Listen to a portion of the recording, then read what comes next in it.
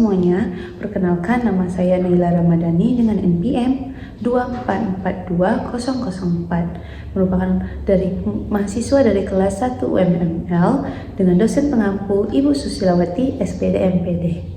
Nah, hari ini saya akan membahas tentang partisipasi dan antusiasme Gen Z dalam Pilkada 2024. Seperti yang kita tahu, Pilkada 2024 di Indonesia ini menjadi sorotan penting, terutama peran generasi Z atau yang biasa kita sebut dengan Gen Z menjadi pemilih terbesar kedua setelah generasi milenial dengan persentase 25,69% dari total daftar pemilih. Nah, seperti yang kita tahu, antusiasme Gen Z yang ingin berkontribusi dalam proses demokrasi terlihat dari mereka yang mengikuti berbagai kegiatan politik, dan mereka juga memiliki cara-cara unik untuk memanfaatkan platform digital untuk menyebarkan informasi dan mendorong pemilih lainnya juga ikut berpartisipasi. Nah, bisa kita lihat dengan mereka ikut kampanye digital, menyuarakan pendapat mereka melalui platform digital, dan dari platform digital mereka juga mendukung kandidat-kandidat yang mereka rasa sesuai dengan nilai-nilai mereka.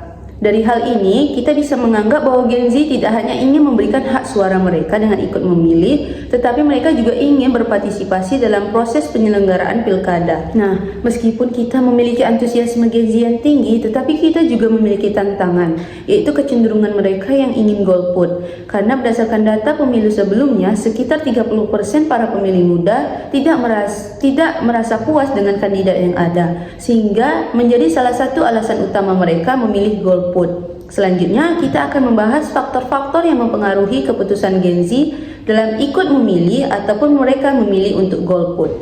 Nah, faktor yang pertama yaitu kurangnya kepuasan terhadap kandidat. Seperti yang saya jelaskan sebelumnya, bahwa sekitar hanya 40% para pemilih muda terwakilkan aspirasi dan kebutuhan mereka melalui kandidat yang ada. Hal ini menunjukkan bahwa menimbulkan rasa apatisme di kalangan pemilih muda.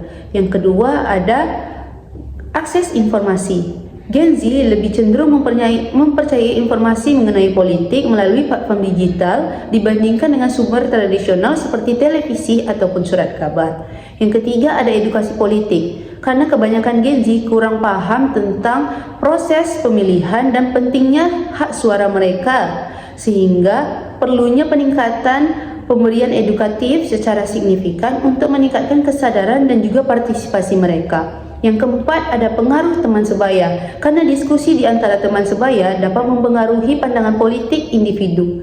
Yang kelima, keterlibatan dalam isu sosial.